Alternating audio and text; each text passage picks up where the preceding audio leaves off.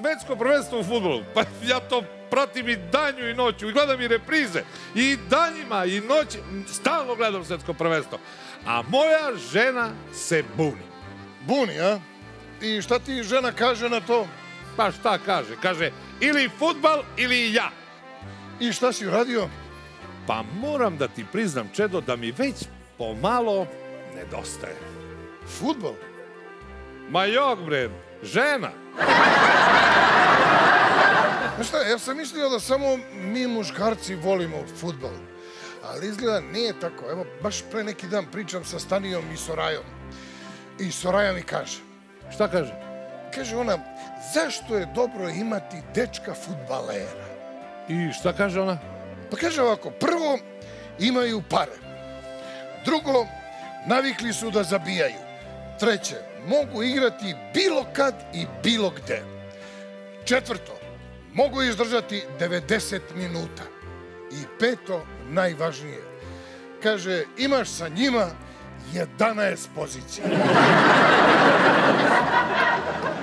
Ma gledam ja to isto svjetsko prvenstvo, znaš, i razmišljam sad, asociralo me, znaš, ovo kraj školske godine, znaš, ono, završava se škola i odmah me podsjetilo na doba kad sam ja bio mali, kad sam išao u školu.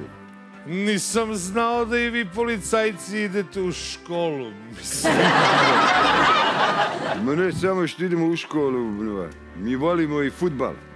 I sjećam se ja, vraćam se kući iz škole, znaš, i babo me, znaš, sačeka, ja donosim onu knjižicu, znaš, i on me pita, kako si završio?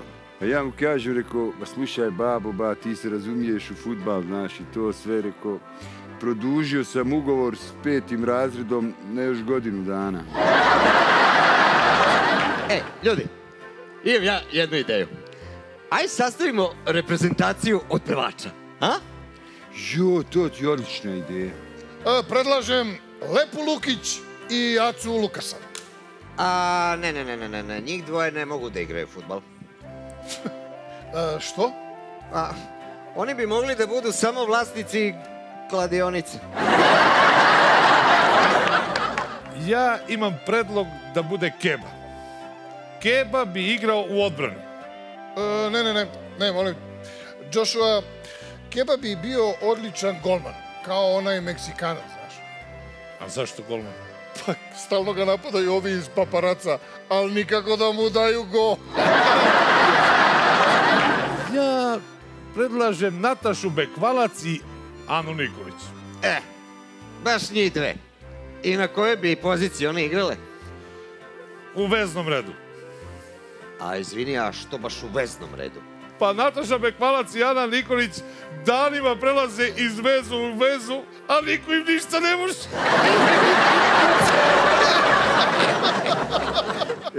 Ja predlažem Milana Stankovića. Šta?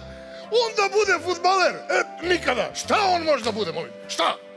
Pa čekaj da završim, mislio sam Milan Stanković možda bude, recimo, fizioterapeut, on možda masira ove fudbalere. Ma ajde, bogati. Šta da im masiraš? Kako šta, pa malo noge, malo ruke, malo guzu i tako to. Ja predlažem Ero Ojdanić. A kakav bre Ero Ojdanić? Njega možemo da ubacimo u igru samo ako igramo sa Škotskom. Ama što samo kad igramo sa Škotskom? Pa tu bi on bio najbolji. On i ovako najviše voli da trči za suknjama.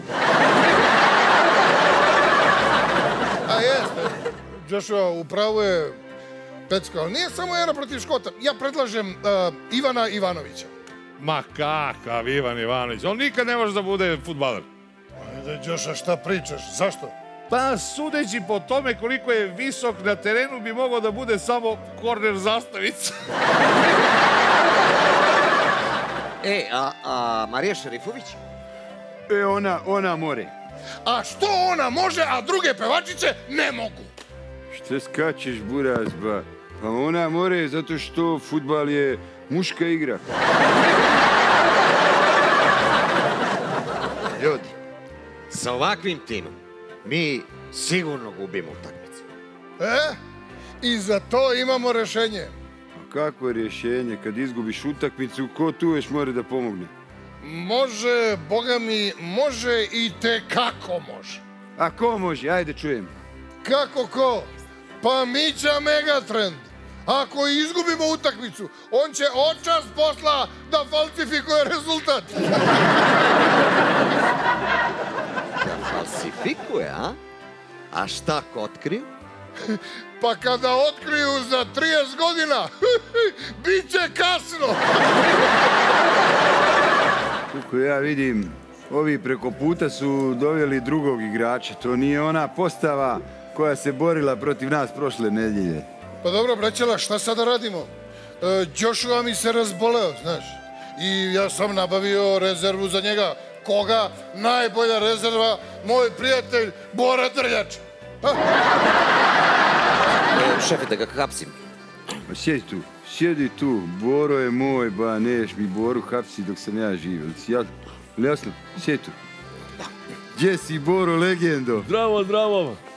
Nego, Fenseri, vidi malo lični opis drugačije, otekli ste malo od nespavanja. Gleda se fudbal, a? Naravno da se gleda i da se prati fudbal. Šta rade Hrvati kad pobede Meksiko? Pa šta rade? Pa isključe PlayStation. Pa vidi, braćela, kad smo kod Hrvata, znaš, moram ti kažem, onaj Šimunić je stvarno vidovit, znaš. Kako to misliš vidovit? Pa, braćela, Hrvatska je prva reprezentacija koja se vraća kući, razumeš? Znači, oni su stvarno za dom spremni. Nego Čedo, znaš li ti kako policajci peru auto? Kako? Pa jedan drži sunđer, a drugi vozi naprijed-nazad. Je li, šefe, ovaj vaš prijatelj, je li on to nas malo zeza, a? Je li, da vas pitam, a vi to preko puta mislite da smo mi neobrazovani? Jeste, šefe, jeste, to oni o nama misle. A šta, vi kao imate znanje, a? Čuj ovo, pa naravno da imamo znanja, braćela. Što vam je znanje? Ni Megatrend im ne bi potpisao diplomu.